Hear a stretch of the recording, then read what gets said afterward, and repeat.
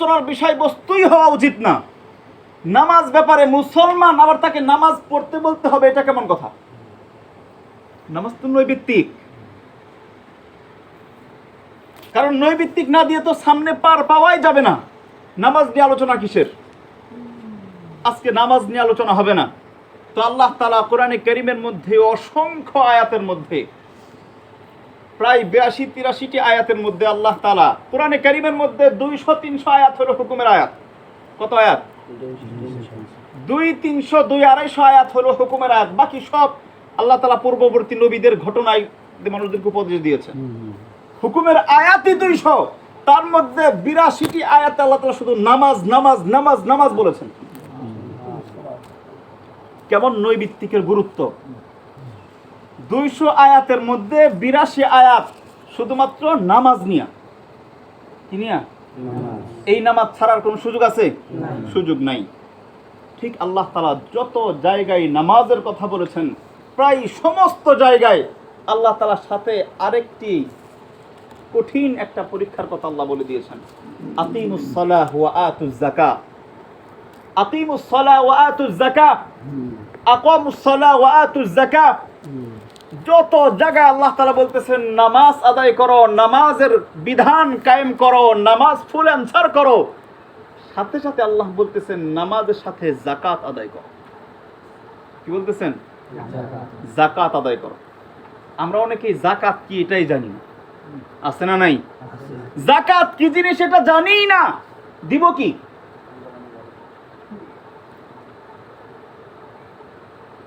ইসলামের অন্যতম একটা পরীক্ষার নাম হলো যাকাত। আল্লাহ তাআলা বলতেছেন আল মালু ওয়াল বানুনা জিনাতুন ফিল হায়াতিদ দুনিয়া। অন্যত্র আল্লাহ তাআলা বলতেছেন ওয়ামাল হায়াতুদ দুনিয়া ইল্লা মাতাউল গুরুর। দুনিয়ার যেই ধন সম্পদ, এই ধন সম্পদ হলো আল্লাহ তাআলার অন্যতম একটা পরীক্ষার সামগ্রী। এটা দিয়ে মানুষদেরকে বড় ধরনের পরীক্ষা করা হয়। এই বড় ধরনের একটা পরীক্ষার নাম হলো যাকাত। পরীক্ষাটা বড় সহজ, কিন্তু বান্দার জন্য বড় কঠিন। খুবই সহজ পরীক্ষা। এই যাকাত আল্লাহ তাআলা যত আয়াতের মধ্যে নামাজের কথা বলেছেন, সব জায়গাতেই নামাজের পরেই আল্লাহ তাআলা যে শব্দটা এনেছেন ওয়া আতুজ যাকাত, নামাজ আদায় করার সাথে সাথে যাকাত আদায় করা। একদল উলামায়ে কেরামের এই আয়াত থেকে, এই আল্লাহ তাআলার বিধানের ভঙ্গি থেকে একদল উলামায়ে কেরামের অভিমত হলো, কোনো বান্দা যদি যাকাত আদায় না করে তার নামাজও হবে না। কারণ দুইটা পাশাপাশি হুকুম, একটা আদায় না করলে আরেকটা সম্পূর্ণ থেকে যাবে। এই জন্য কতিপয় উলামায়ে কেরাম মতামত পেশ করেছেন, যদি কোনো বান্দা নামাজ না পড়ে তার যাকাত যেমন আদায় হবে না, ওই বান্দাটা যদি মালের যাকাত আদায় না করে তার নামাজটাও অসম্পূর্ণ থেকে যাবে। যাকাত আদায়ের দরকার আছে না নাই? বিশ্বনবীর হাদিস বলতেছে, কোনো বান্দার যদি যাকাত থাকে, আমার জিম্মার মধ্যে 5 টাকা যাকাত বাকি আছে। কয় টাকা? কথা বোঝানোর জন্য বলতেছি, খেয়াল করবেন।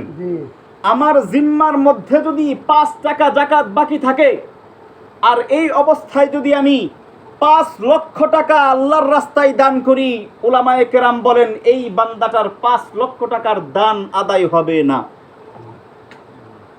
বুঝাচ্ছে কথা না? বুঝেন নাই? যাকাতের বাকি কতটুকু? 5 টাকা মাত্র। 5 টাকা যাকাত বাকি রেখে 5 লক্ষ কেন 5 কোটি দান করেন, আল্লাহর নিকট কবুল হবে না। কারণ আপনি ফরজ আদায় করেন নাই, নফল নিয়ে টানাটান। লুঙ্গি খুইলা পাগড়ি বাঁধলে নামাজ হবে? পাগড়ি বাঁধা তো সুন্নত। সুন্নত মনে করে লুঙ্গিটা টান দিয়ে খুলে মাথায় বেঁধে নামাজ পড়লে নামাজ হবে? কারণ ফরজ ছেড়ে যেমন মাথায় পাগড়ি নফল হয় না, তেমনি ভাবে যাকাত নামক ফরজ ছেড়ে অন্যান্য নফল আদায় হয় না।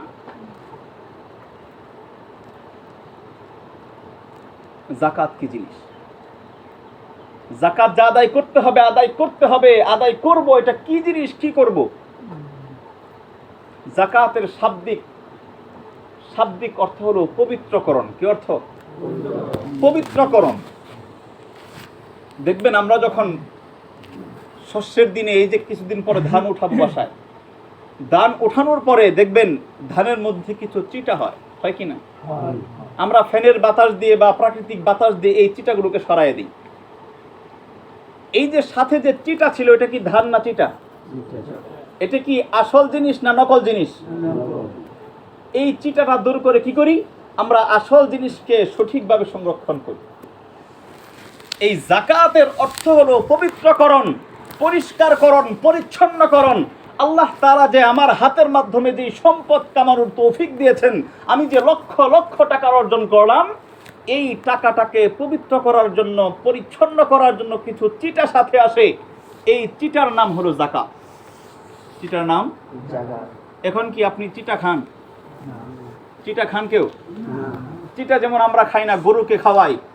চিটার খাবার যেমন ভিন্ন একটা শ্রেণীর জন্য খাবার, চিটা যেমন মানুষের খাবার নয়, তেমনি ভাবে যাকাতের যেই সম্পদ আমার সম্পদের সাথে লাগু আছে, এই যাকাতের অংশটা, যাকাতের খাবারটা আমার নয়, এটা অন্য একটা শ্রেণী। আপনারা কি কথা বুঝতেছেন? ধানের সাথে যে চিটা হয়, এই চিটা কি আপনি খান? আমি খাই? আমরা খাই না। এই চিটাটা কাকে দেই? অন্য একটা শ্রেণীর জন্য খাবার নির্ধারণ করি। ঠিক তেমনি ভাবে আমার সম্পদের মধ্যেও চিটা লাগানো আছে, আমার টাকার সাথেও চিটা লাগানো আছে, আমার স্বর্ণ অলংকারের মধ্যেও চিটা লাগানো আছে। আল্লাহ তাআলা বলতেছেন, এই চিটা তোমার খাবার নয়, এই টাকার চিটা তোমার খাবার নয়, এই চিটাটা অন্য একটা শ্রেণীর জন্য খাবার আল্লাহ নির্ধারণ করেছেন। তাকে না দিয়ে যখন নিজে খাবে, গরুর ভুসি যদি গরুকে না দিয়ে নিজে খান, যেমন অপরাধ, যেমন ঘৃণ্যতা, যেমন নিচু মনতা, তেমনি ভাবে যাকাতের সম্পদটা, অতিরিক্ত সম্পদটা আপনার নয়, অন্যকে না দিয়ে যখন আপনি খাবেন, আপনার ভিতরটা ওরকম নিচু হয়ে যাবে।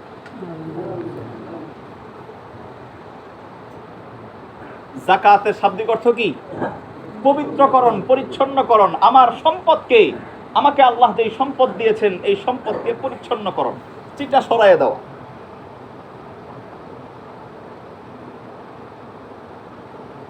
যাকাতের নিসাব কত? যাকাতের নিসাব হলো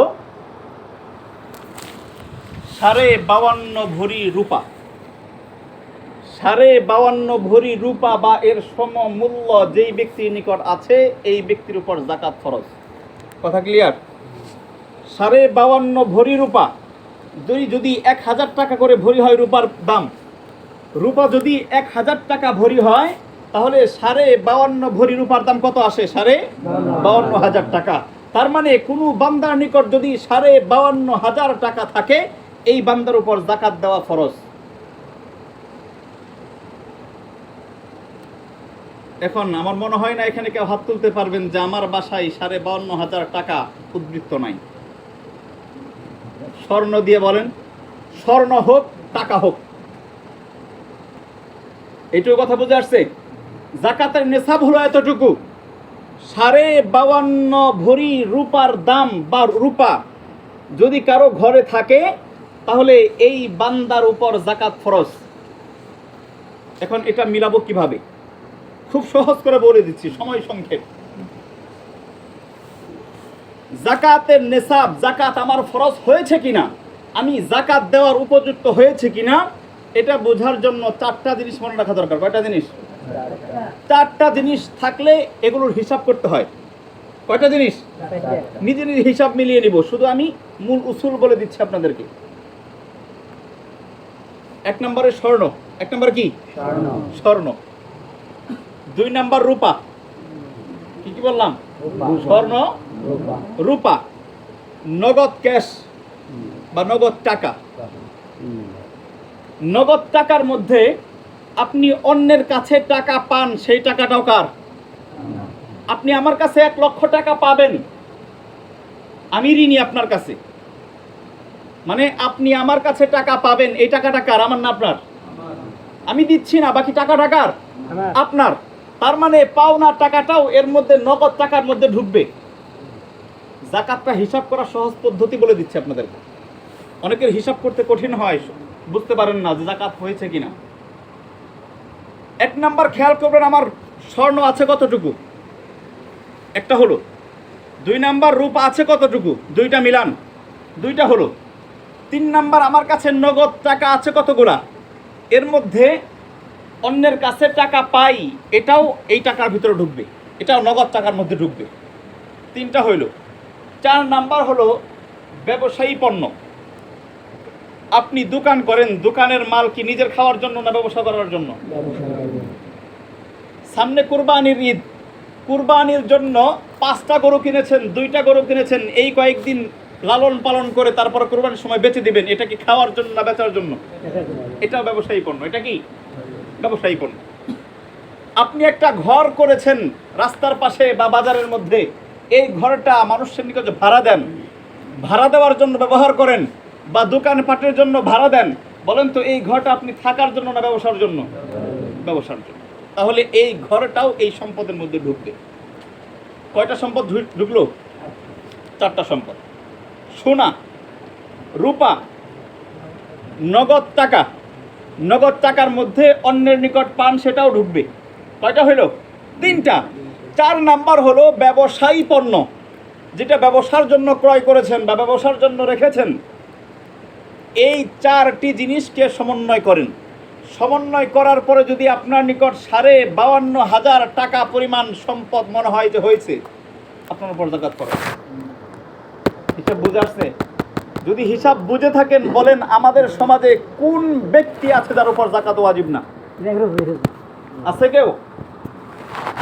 আমার কথা বুঝেন নাই মনে হয়। এই 4টা সম্পদ একত্রিত করে দাম ধরেন, একটা একটা আলাদা না।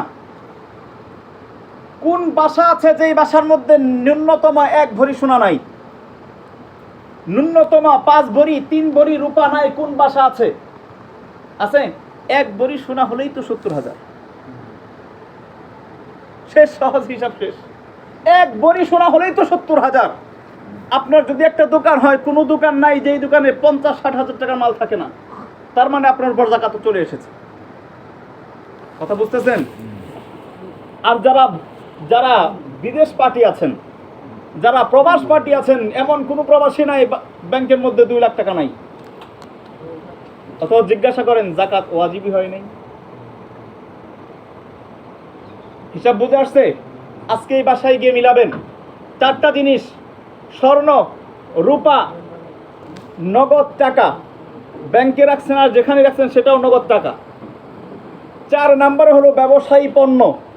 এই 4টা জিনিস একত্রিত করার পরে যদি আপনার হিসাবে এরকম আসে যে 52,500 টাকা পরিমাণ সম্পদ আপনার সবগুলো মিলে হয়, বুঝতে হবে আপনার উপর যাকাত ফরজ হয়ে গেছে। এখন এই যাকাত যদি আদায় না করেন, কতিপয় উলামায়ে কেরামের মত অনুযায়ী আপনার নামাজও আদায় হবে না। এটা তো গেল কতিপয় উলামায়ে কেরামের মত। আর এই টাকা যদি আপনার উপর যদিও 5 টাকা আসে, এই 5 টাকা বকেয়া রেখে বাকি রেখে যদি 5 কোটি টাকা মসজিদে দান করেন, দানটা আদায়। বুঝা আসছে? যাকাতের পরিমাণ কতটুকু? যাকাতের পরিমাণ, অনেকেই ভয় পেয়ে যাচ্ছেন, হাই হাই বলে সমস্ত সম্পদ মনে তার বিলিয়ে দিতে হবে। যাকাতের পরিমাণ একেবারে স্বল্প। যাকাতের পরিমাণ একেবারেই স্বল্প। প্রতি 100 টাকায় মাত্র 2.5 টাকা। অনেক টাকা না? 100 টাকায় কয় টাকা? 2.5 টাকা। তার মানে কারো কাছে যদি 1000 টাকার যাকাত হয়, 1000 টাকা হয়, 1000 টাকা থেকে তার হিসেবে পার্সেন্টেজ আসে 250 টাকা যাকাত। 250 না, 25 টাকা। কয় টাকা? 25 টাকা যাকাত আসবে। বুঝে আসছে? শতকরা 2.5%। কারো কাছে যদি 1 লক্ষ টাকা থাকে, 1 লক্ষ টাকার যাকাত মাত্র 2,500 টাকা। এটা আল্লাহ তাআলার প্রাপ্য। আল্লাহ তাআলা কিছু শ্রেণীর জন্য এটা নির্ধারণ করেছেন, এই সম্পদটা আপনার না। যেমনি ভাবে ধানের চিটা যদি গরুকে না খাইয়ে আপনি খান, এটা যেমন ঘৃণ্যতম কাজ, ঠিক তেমনি ভাবে 1 লক্ষ টাকা থেকে আল্লাহ তাআলা 2,500 টাকাকে গরিবের জন্য নির্ধারণ করেছেন। এই গরিবের টাকা যদি আপনি খান, আপনার থেকে ফকিন্নি আর নির্লজ্জ দুনিয়াতে আল্লাহর জমিনে নাই।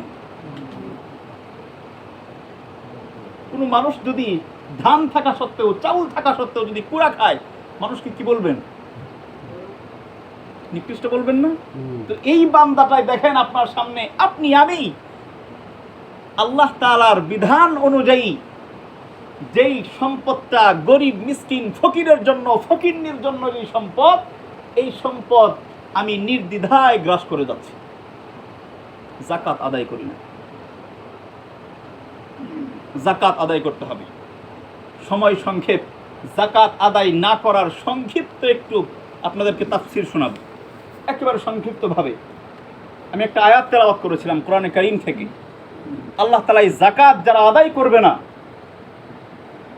এদের ব্যাপারে আল্লাহ তাআলা কোরআনে কারীমের মধ্যে একটা আয়াত নাযিল করেছেন, ওয়াল্লাযীনা ইয়াকনিজুনা আয-যাহাবা ওয়াল ফিদ্দা ওয়া লা ইউনফিকুনাহা ফী সাবিলিল্লাহ ফাবাশশিরহুম বিআযাবিন আলীম।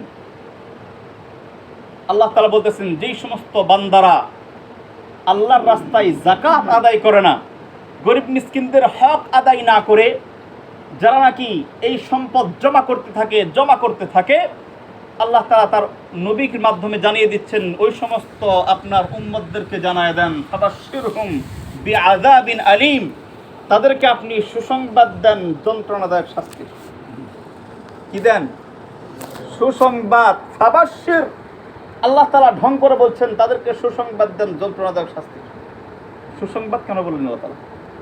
শাস্তি কি সুসংবাদ হয়? কথা বুঝেন নাই মনে হয়। শাস্তি কি সুসংবাদ না দুঃসংবাদ? দুঃসংবাদ। আল্লাহ তাআলা বলতেছেন ফাবাশশিরহুম, তাদেরকে সুসংবাদ দেন বিআযাবিন আলীম, কঠিন শাস্তির। আল্লাহ তাআলা তিরস্কার ঠাট্টা বিদ্রূপ করে বলতেছেন এদেরকে ভঙ্গি করে। দেখবেন ছোটবেলায় যখন আপনাদের বাচ্চাদের দিকে দিয়ে বুঝায়, ধরেন বাচ্চা সারাদিন স্কুলে যায় নাই, মায়ে গিয়ে দূরে গিয়ে দেখলো যে কোথাও খেলতেছে, তো মাই দেখবেন বাচ্চাদেরকে গিয়ে বলে, আজকে বাসায় আস, মজা দেখাবো। বলে কি না? না আপনারা কখনো শুনেন নাই?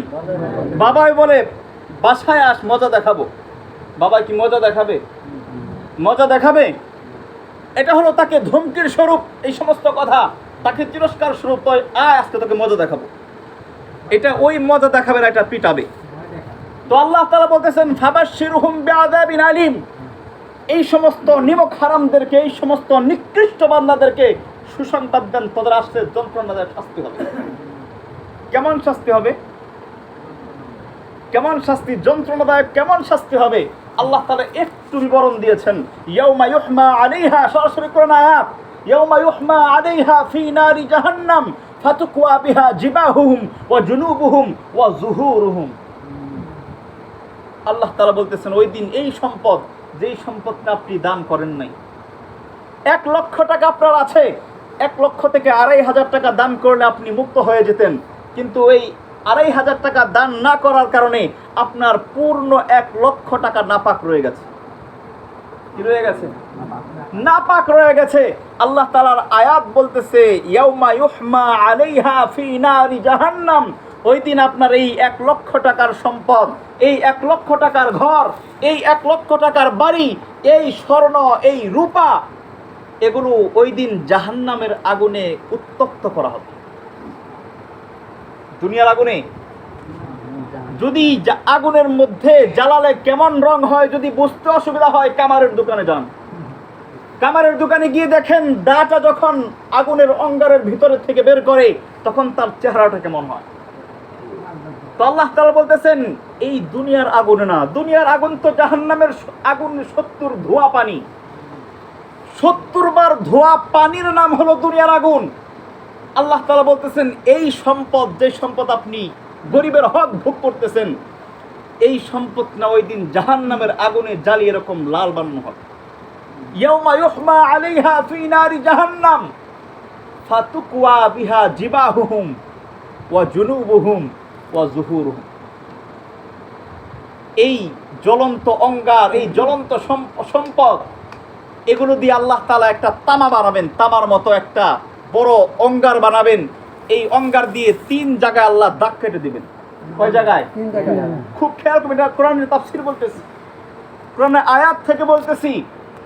আল্লাহ তাআলা বলতেছেন, ওই দিন এই সম্পদ আগুনে অঙ্গার বানায়া, লাল চকচকে বানায়া, এই সম্পদ প্রথমে আপনার কপালের মধ্যে মুছে দেওয়া হবে। কপালের মধ্যে দাগ দিবে আল্লাহ তাআলা, ফাতুকুয়া, দাগ টেনে দিবে, ফাতুকুয়া বিহা জিবাহুম, কপালের মধ্যে দাগ টেনে দিবে আল্লাহ তাআলা।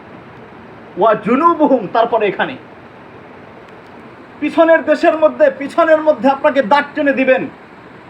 ফাতুকুয়া বিহা জিবাহুম ওয়া জুনুবুহুম ওয়া যুহুরুহুম, এরপরে আল্লাহ তাআলা আপনার পিঠের মধ্যে দাগ কাটতে থাকবে। শুধু এখানেই শেষ নয়, একটু শুনেন, একটু কেন এরকম এই জায়গায় দাগ দিবেন, কেন এই জায়গায় কেন দাগ দিবেন না, হাতে কেন দাগ দিবেন না, একটু বুঝেন। দাগ দিবেন কয় জায়গায়? প্রথমে, তারপরে পার্শ্বদেশে, তারপরে পিঠের মধ্যে, 3 জায়গায় দাগ দিবেন। খেয়াল রাখবেন, দেখবেন যখন গরিব আমার নিকট যখন রমজানুল মুবারকে আসে, ভাই কিছু টাকা দেন। যখন কোনো মাদ্রাসা থেকে আসে যে ভাই কিছু মাদ্রাসার জন্য কিছু দান করেন, গরিব ইয়াতিম ছাত্রদের জন্য কিছু দান করেন। যখন কোনো গরিব লুলা ল্যাংড়া যখন আপনার নিকট হাত পাতে, তখন এই বড়লোক, এই নিকৃষ্ট সম্পদওয়ালার কপালটা কুঁচকে যায়। কোত্থেকে আসছে এরকম? কুঁচকে যায় কিনা? তুমি গরিবের সম্পদ চাওয়ার সামনে যখন ভ্রু কুঞ্চন করেছিলে, যখন কপালটা ভাঁজ করে ফেলেছিলে, আল্লাহ তাআলা তোমার এই কপালের মধ্যে প্রথম দাগ দিবেন ওই সম্পদ দিয়ে।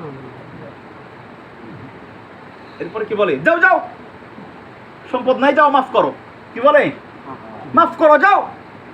2 দিন পর পর মাদ্রাসা থেকে কিসের টাকার জন্য আসে? গরিব মিসকিনদের জন্য, বলে কিনা? এরকম ধমকি দেয়, ধমকি দিয়ে যখন উপর দিকে ঘুরে, আল্লাহ তাআলা বলেন পার্শ্বদেশ দেখাইলি, তোর পার্শ্বদেশের মধ্যে সম্পদ দিয়ে দাগ দিয়ে দি। এরপরে উল্টা পথে চলে যায়, আরেকদিন আইসো, যাও, সময় নাই। এই কথা বলে সে যখন উল্টা দিকে চলে যায়, পৃষ্ঠ প্রদর্শন করে, পিঠ দেখায়, আল্লাহ তাআলা বলেন তুই আমার বান্দাদেরকে পিঠ দেখাইলি, আমি তোর এই পিঠের মধ্যে তোর ওই সম্পদ দিয়ে দাগ দিয়ে দিই। এখানেই শেষ না, ওই দিন ফেরেশতারা বলবে হাদা মা কানাজতুম লিআনফুসিকুম ফাদুকু মা কুনতুম তাকনিজুন, এবার মজা চাক, ওই সম্পদ জমা করেছিলি সেই জমা করার মজা চাক। হাদা মা কানাজতুম লিআনফুসিকুম ফাদুকু মা কুনতুম তাকনিজুন, জমা করার মজা কেমন দেখ। কোরআনের আয়াতের অর্থ এটা, জমা করা সম্পদ জমা করার মজা কেমন দেখ। এরা ফেরেশতারা আমাকে আপনাকে তিরস্কার করতে থাকবে, এই মাত্র 2,500 টাকার জন্য, মাত্র 2.5 টাকার জন্য আমাকে আপনাকে এরকম ফেরেশতারা তিরস্কার করবে, জাহান্নামের আগুন দিয়ে দাগ দেওয়া হবে।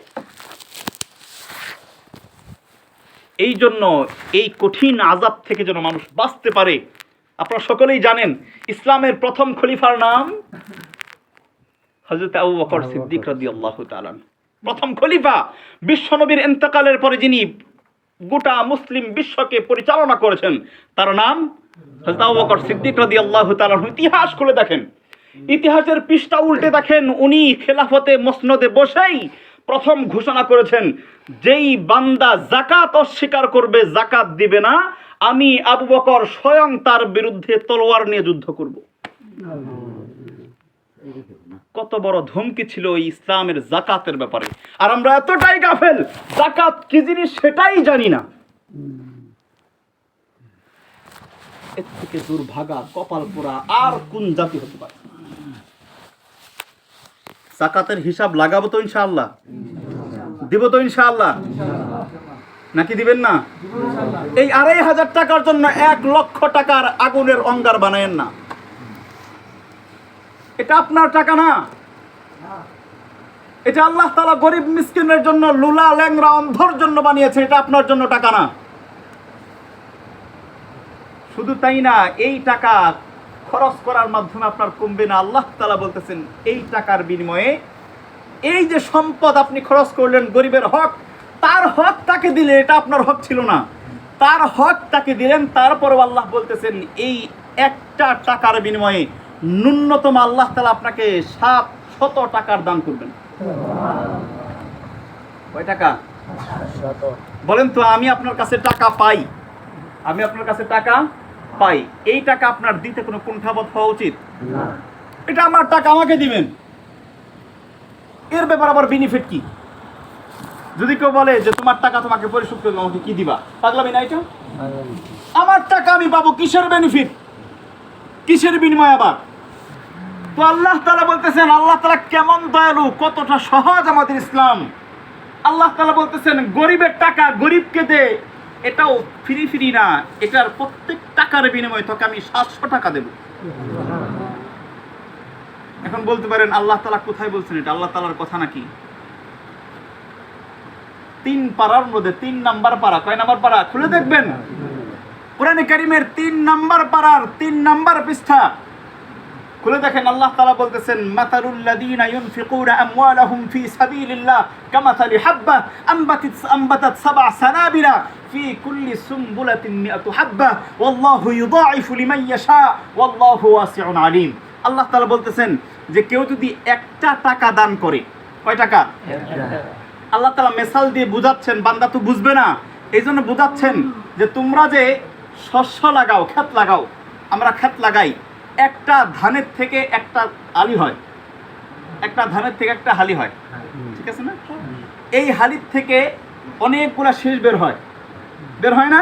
আল্লাহ তাআলা বুঝাচ্ছেন মাতালুল লাযীনা ইউনফিকুনা আমওয়ালাহুম ফি সাবিলিল্লাহ, যারা নাকি এভাবে আল্লাহর রাস্তায় তাদের সম্পদগুলা খরচ করবে, যাকাত আদায় করবে, কামাসালি হাব্বা, এটা ওই একটা ধানের মতো, একটা ধানের মতো, কামাসালি হাব্বা, যেই হাব্বাটা আমবাতাত সাবআ সানাবিলা, যেই একটা ধান তার থেকে 7টা শীষ বের হয়।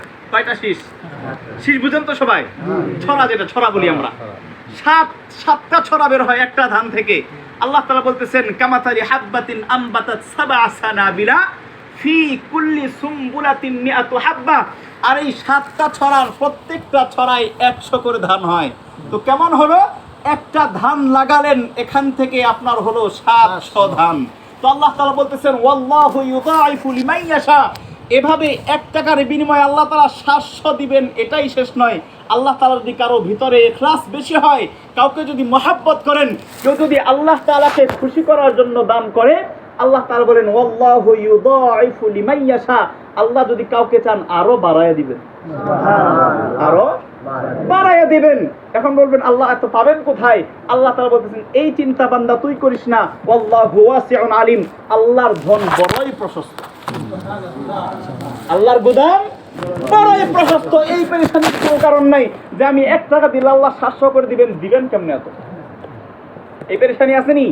আল্লাহ তাআলা বলছেন আল্লাহু ওয়াসিউন আলীম, আল্লাহর জগৎ, আল্লাহর ধন, আল্লাহর ধন গোদাম বড়ই প্রশস্ত, এই পেরেশানির কোনো কারণ নাই। তুই 1 টাকা দে, একটা শস্য দে, আমি তোর 1 টাকার বিনিময়ে আমি আল্লাহ 700 টাকার বেশি দাম করব। যাকাত দেব তো ইনশাআল্লাহ। রমজান মাস, এই মাসে যাকাত আদায় করলে আরো অতিরিক্ত সওয়াব। সাধারণত মানুষ যারা যাকাত আদায় করে রমজান মাসকে বেছে নেয়, এতে 1-এর ভিতর 2। 1 হইল আমার যাকাত আদায় করা, আমার মতো দায়িত্বশীল, দায়িত্ব গ্রহণ শেষ করা। আবার অন্যদিকে রমজানের মধ্যে আবার প্রত্যেকটা জিনিস 70 গুণ করে বাড়ায় দেওয়া। তাহলে 1 টাকায় পাইতাম 700, এবার 700-এর 70 দিয়া গুণ দেন, যা হয় আপনি 1 টাকায় তাই পাবেন। এই জন্য আর সময় বিলম্ব করেন না, আজকেই গিয়ে বাসায় হিসাব লাগান আমার কয় টাকা আছে। যদি 10 লক্ষ টাকা থাকে, কয় লক্ষ টাকা? 10 লক্ষ। 1 লক্ষ যদি 5,000 আসে, 2,500 আসে, 10 লক্ষ কত আসে? 25,000 টাকা মাত্র। 10 লক্ষ টাকার থেকে মাত্র 25,000 টাকা দিলে আপনি গরিব হয়ে যাবেন না, বরং আল্লাহর ঘোষণা, বরং কোরআনের ঘোষণা, বিশ্বনবীর ঘোষণা, ফেরেশতাদের ঘোষণায় বলতেছে আপনি ধনী হবেন। এখন বলেন তো আমার মতামত বেশি গ্রহণযোগ্য না আল্লাহর মতামত? যদি আল্লাহর মতামত গ্রহণযোগ্য, আল্লাহর মতামতটাই চূড়ান্ত, এটা যদি দিল দিয়ে বিশ্বাস করেন, আর বিলম্ব করার সুযোগ নাই, আর দেরি করার সুযোগ নাই। আজকেই হিসাব লাগান, এখনই হিসাব লাগান আমার কতটুকু সম্পদ বাকি আছে। সম্পদের কড়াই গন্ডাই হিসাব করে করে যাকাতগুলো, গরিবের টাকা, গরিবের হক, গরিবকে দিয়ে দেন, নিজে খায়েন না। নিজে খায়া গোটা সম্পদকে নাপাক বানায়েন। সকলেই যাকাত আদায় করবো তো ইনশাআল্লাহ। ছোট্ট একটা মাসআলা, আমরা যারা যাকাত আদায় করি অনেক সময় বিভ্রান্তির মধ্যে পড়ে যায়, যাকাত কাকে দেওয়া যাবে। আরেকটা কথা মনে রাখি, যাকাত দেওয়ার জন্য প্রথম উসুল হলো কাউকে মালিক বানায়া দিতে হবে। অর্থাৎ যাকে দিবেন তাকে মালিক বানায়া। এখন মসজিদ কি কারো মালিকানা? তাহলে মসজিদে জাকাত আদায় হবে না। অনেকেই মসজিদে জাকাত নিয়ে আসে, মসজিদে কিন্তু জাকাত আদায় হবে না। জাকাত দিতে হবে কোনো ব্যক্তিকে, কোনো গরিব মিসকিনকে, কোনো ইয়াতিম ছাত্রকে, কোনো মাদ্রাসার ইয়াতিম ছাত্রকে দিতে হবে। মাদ্রাসায় যারা আপনারা দেন, হয়তো আপনারা জানেন না, মাদ্রাসায় যখন হুজুরা নেয় আমভাবে নেয়, কিন্তু এটা নিয়ে হুজুরা সরাসরি ব্যবহার করে না, এটা আপনাদেরকে দেখায় না। এটা নিয়ে কোনো গরিবকে দিয়া তার মাধ্যমে এটা ব্যবহার করে। বুঝতে পারছেন? আপনার মাদ্রাসায় হুজুরা প্রসেসিং করেই ব্যবহার করবে, সমস্যা নাই। অর্থাৎ এটা সরাসরি মাদ্রাসায় দিলে হুজুরা জানে এটা গ্রহণ হবে না, এটা আদায় হবে না। এই জন্য হুজুরা আপনার থেকে জাকাত নিয়ে সরাসরি মাদ্রাসায় খাটাবে না, এটা কোনো গরিবকে দিয়ে তার মাধ্যমে মাদ্রাসায় দান করাবে, তারপরে ব্যবহার করবে। এটা বুঝে আসছে? হ্যাঁ, আপনি যদি কোনো ছাত্রকে দিয়ে দেন, অমুক ছাত্রটা গরিব, তার 1 বছরের খাবার হুজুর আমি দিয়ে দিলাম, এটা আপনার জাকাত আদায় হয়ে গেল। 2 সওয়াব, এক তো আপনার জাকাত আদায়ের সওয়াব, আরেক তো রমজান মাসের সওয়াব, আরেক তো এই ছাত্রটা এই টাকায় পড়ার কারণে যত সওয়াব অর্জন করবে, যত হরফ কোরআনের তেলাওয়াত করবে, প্রত্যেকটা হরফের সওয়াব আপনার আমলনামায় ঢুকতে থাকবে। সুবহানাল্লাহ। মাদ্রাসায় দান করে দেন, এটা আপনার জন্য আরো বেশি সওয়াবের জায়গা। আল্লাহ সওয়াব দিতে কখনো কৃপণতা করেন না, দিতে থাকেন, আল্লাহ দিতে থাকবেন আপনাকে। এই সম্পদ কোথায় কোথায় দেওয়া যায়, একেবারে শর্ট মাসআলা বোঝার জন্য আমাকে দিয়ে বোঝাই। আমার জাকাত আমি এক শ্রেণীকে দিতে পারবো না। আমি মারা গেলে যেই শ্রেণীরা, যত মানুষ আমার ওয়ারিস পাবে, আমার সম্পদের ভাগ পাবে, তাদেরকে জাকাত দেওয়া। আমি মারা গেলে আমার মা সম্পদ পাবে কি পাবে না? পাবে। মাকে জাকাত দেওয়া। আমার যদি সন্তান না থাকে, আমার বাবা আমার জাকাত, আমার ওয়ারিসের সম্পদ পাবে কি পাবে না? পাবে। তাহলে আমার বাবা সম্পদ জাকাত পাবে না। আমার ছেলে অনেক গরিব, কিন্তু আমি মারা গেলে আমার সম্পদের ভাগ পাবে কি পাবে না? পাবে। আমার মেয়ে পাবে। তার মানে এরা আমার সম্পদ, আমার জাকাতের সম্পদ খাওয়ার উপযুক্ত, জাকাত আদায় হবে না। আমি মারা গেলে আমার ভাই কি আমার সম্পদ পাবে? পাবে? পাবে না। আমার বোন পাবে না। যেহেতু আমি মারা গেলে আমার ভাই, আমার বোন আমার সম্পদের ভাগিদার হয় না, অতএব আমার জাকাতের টাকা আমার ভাই, আমার বোন খেতে, তাদেরকে দিলে জাকাত আদায় হয়ে যাবে। এই জন্য খেয়াল করা, যদি আমার বোন, আমার ভাই যদি এরকম নিঃস্ব থাকে, কষ্ট চলতে থাকে, তাদেরকে জাকাত দিয়ে দেন। এতে করে আপনি আরো সওয়াব পাবেন। নিজের পরিবার, আত্মীয় স্বজনদেরকে বেশি দেখাশোনা করার কারণে এটাও একটা আলাদা সওয়াব পাবেন। এবার জাকাতের আলোচনা শেষ। ছোট্ট একটা আলোচনা। ইসলামের মধ্যে কিছু কিছু বিধান আছে যেগুলো সমাজ ভিত্তিক আমল। কি ভিত্তিক আমল? সমাজ ভিত্তিক আমল। বোঝানোর জন্য বলতেছি, এই সমাজের মধ্যে, আপনাদের এই সমাজের একজন মানুষ মারা গেল, যদি আপনারা কেউ তার দাফনে শরীক না হন, জানাজায় শরীক না হন, বলেন তো সকলেই গুনাহগার হবেন কি হবেন না? হবেন। কিন্তু যদি একজন মানুষ মারা গেল, একজন মানুষ তার দাফন কাফন করলো, জানাজা পড়লো, তাহলে কি সকলেই গুনাহগার থাকবেন? না। সকলের পক্ষ থেকে আদায় হয়ে যাবে। এটাকে বলা হয় কিফায়া, সুন্নতে কিফায়া। তো এই সুন্নতে কিফায়া, জানাজার নামাজের নাম হলো ফরজে কিফায়া। এটা ফরজ আদায় করতেই হবে যে কোনো একজন, অন্যথায় তাম সমাজবাসী প্রত্যেকেই গুনাহগার হবেন। কিন্তু যদি কারো সকলের পক্ষ থেকে একজন দুইজন আদায় করে দেয়, জানাজা পড়ে দেয়, সকলের পক্ষ থেকে আল্লাহ আদায়ে গ্রহণ করে নেবেন। ঠিক এরকম একটা আরেকটা দ্বিতীয় আমল, এর আমলের নাম হলো সুন্নতে ইতিকাফ। রমজানের শেষ দশকে ইতিকাফে বসা, শবে কদর তালাশের জন্য।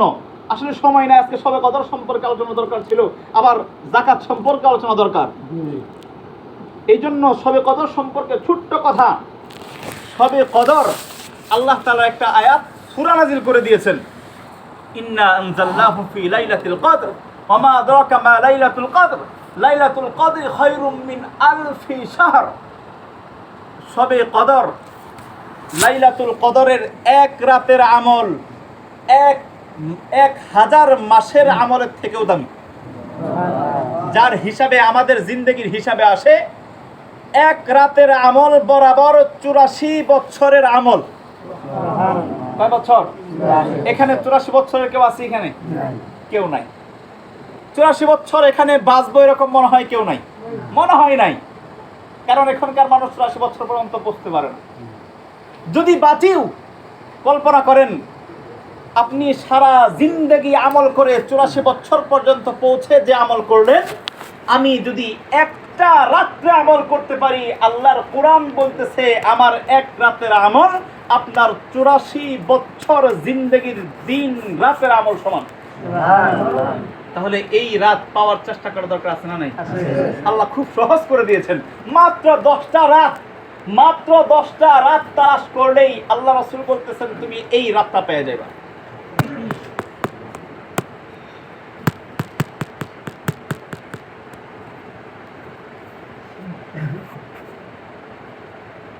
এই রাত আমাদের রমজানের শেষ দশকের মধ্যে হয়ে থাকে। শবে কদর, যেটাকে আমরা চিনি শবে কদরের রাত। আমরা তো শবে কদর বলতে শুধু 27 রমজান মনে করি। এটা না, এটা কোনো হাদিস দ্বারা প্রমাণিত নয় যে 27 রাত মানে শবে কদর।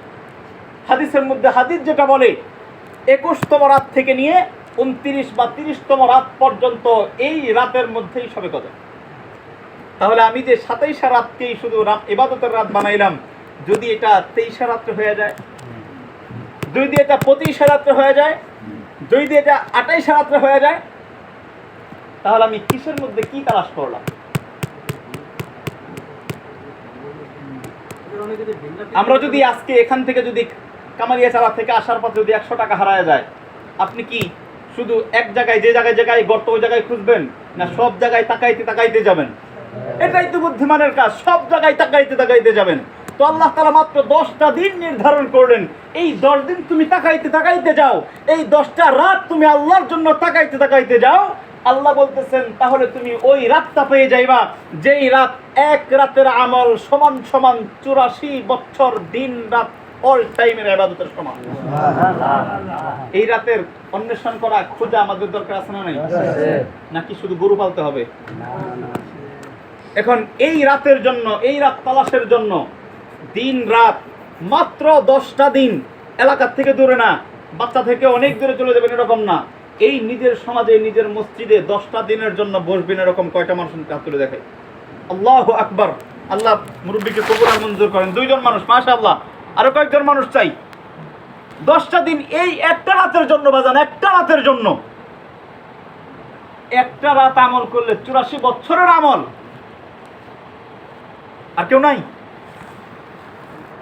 এলাকা থেকে দূরে যাবেন না তো, এখানেই থাকবেন, পেরেশানির কিছু না, এখানেই থাকবেন, বাসার থেকে এখানে আসবে, বসে খাবেন। মসজিদে কাটালেন তো আপনি এই রাতে মসজিদে কাটালেন কেমন যেন 84 বছর মসজিদে কাটালেন, তাই না? বুঝেন নাই কথা? এই রাতে একটা রাত মসজিদে কাটালেন সমান আপনার অপর পৃষ্ঠে লেখা আসবে এই বান্দাটা 84 বছর শুধু মসজিদেই কাটাইছে। আপনি কাটাইছেন, কিন্তু আল্লাহর দপ্তরে লেখা হয়ে যাবে একটা রাতে পাওয়ার কারণে।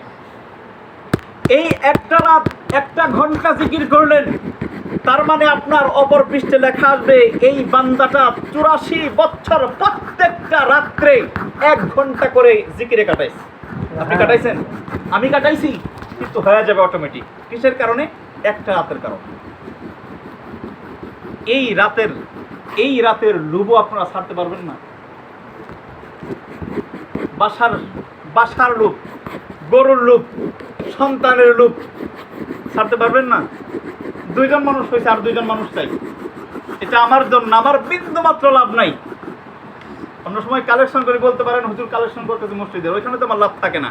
এখানেও তো আমার লাভ নাই, আপনার লাভের জন্য আপনাকে চাচ্ছি। আর কেউ নাই?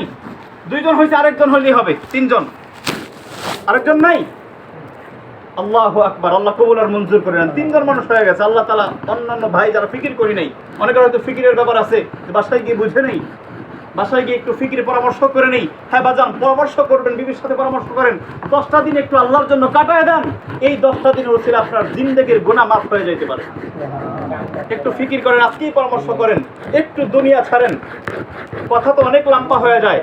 আপনারা তো রাগ করেন যে হুজুর এত কথা বলে কেন?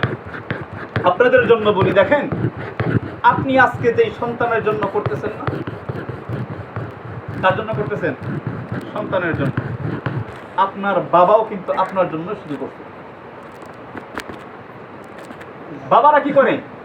নিজে খায় না, সন্তান খাবে বলে, নিজে পড়ে না, সন্তান পড়বে বলে, নিজে ভালো বাসায় থাকে না, ভালো বাড়িতে থাকে না, সন্তানকে ভালোবাসায় রাখবে বলে ওই বাবা একদিন মাটির নিচে চলে যায়। এই সন্তানটা কেমন যেন ওই বাবার রূপ ধারণ করে।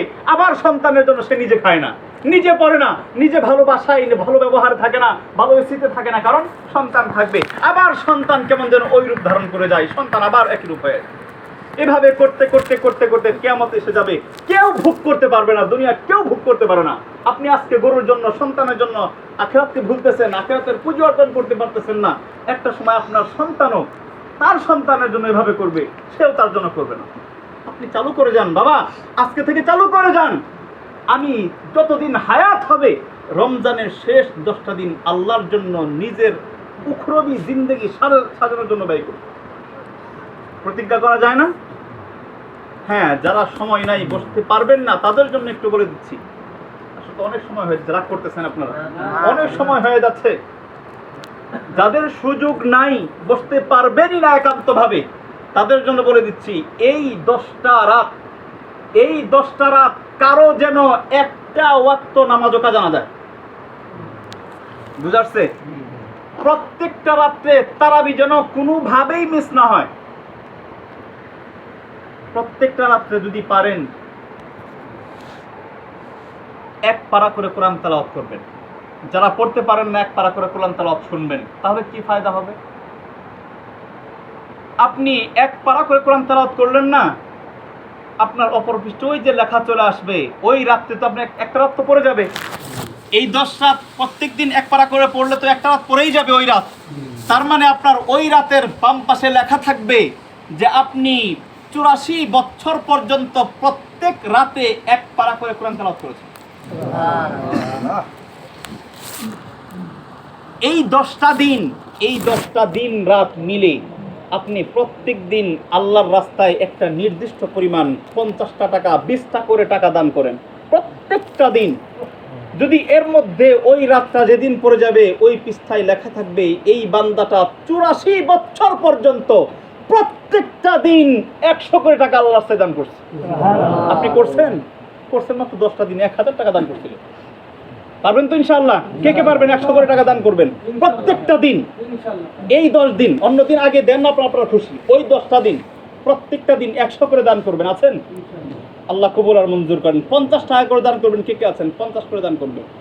আল্লাহ কবুল করেন। 2 জন 20 টাকা করে দান করবেন। কে কে আছেন? প্রত্যেক দিন ওই 10 দিন, আগামী শুক্রবার থেকে ঈদের চাঁদ ওঠা পর্যন্ত 20 টাকা করে 3 জন 10 টাকা করে দান করবেন। কে কে আছেন? আমিও আছি। দিব, এটা অতিরিক্ত তো দিবেন, এটা যেন মিস না হয় এরকম নিয়তে, এটা যেন কখনো মিস না হয়। 10 টাকা করে সকলেই দিবেন ইনশাআল্লাহ। এটা হাত তোলা দরকার নেই, সকলেই দিবেন ইনশাআল্লাহ। আল্লাহ তো আমাদের সকলকে কবুল আর মঞ্জুর করেন। আগামী শুক্রবার এটা আপনি যেখানে দেন, আল্লাহর ঘরে দেন, প্রত্যেকদিন আপনার লেখা আসবে আল্লাহর ঘরে আপনি প্রতিদিন 10 টাকা করে দান করছেন। এটা যেখানেই দেন, এটা আপনার হিসাব। এটা জাকাত না, জাকাতের ব্যাপারে অন্য মাসটা বলছিলাম। এটা বসতে হবে আগামী শুক্রবার মাগরিবের আগেই মসজিদে চলে আসতে হবে এবং ঈদের চাঁদ ওঠার পরে বাড়িতে চলে যাবে। ঈদ বাসায় করতে পারবেন, সমস্যা নেই।